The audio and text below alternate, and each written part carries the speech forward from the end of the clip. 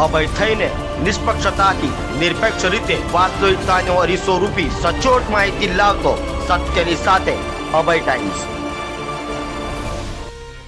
સુરતના કતારગામ ઝોનના સિંગણપોર તરણકુંડમાં દારૂની મહેફિલ માણતા અધિકારીઓ કેમેરામાં કેદ થયા હતા। બનાવને લઈ પોલીસને જાણ કરાતા પોલીસે તમામ સામે કાર્યવાહી કરી હતી। સુરત મહાનગરપાલિકાની કતારગામ ઝોનમાં આવેલ સિંગણપોર તરણકુંડમાં દારૂની મહેફિલ માણતા અધિકારીઓ પકડાયા હતા।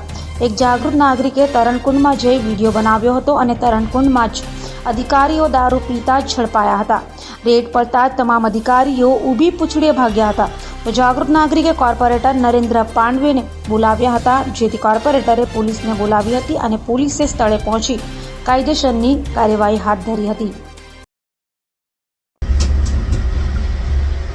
ગઈકાલનો જે બનાવ બનેલ છે, સિંગણપુરમાં સ્વિમિંગ પુલ આવેલ છે, તેમાં મારા ઉપર 8:22 ગઈકાલે ફોન આવ્યો કે નરેન્દ્રભાઈ આપ આવો અને આના અધિકારીઓ દારૂની પાર્ટી કરી રહ્યા છે।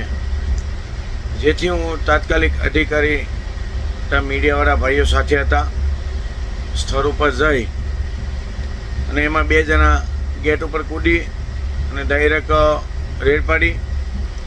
એમાં વિડીયોમાં બધા આવી ગયેલા છે। મને જાણ થતાં મેં 100 નંબરમાં ફોન કર્યો પોલીસને પોલીસ કરીને પોલીસ રૂબરૂ સ્થળ ઉપર આવી છે।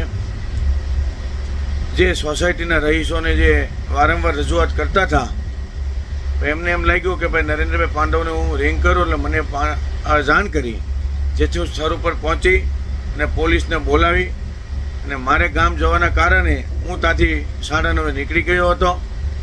બાકી આગળ જે કંઈ કાર્યવાહી કરે છે પોલીસ કરે છે।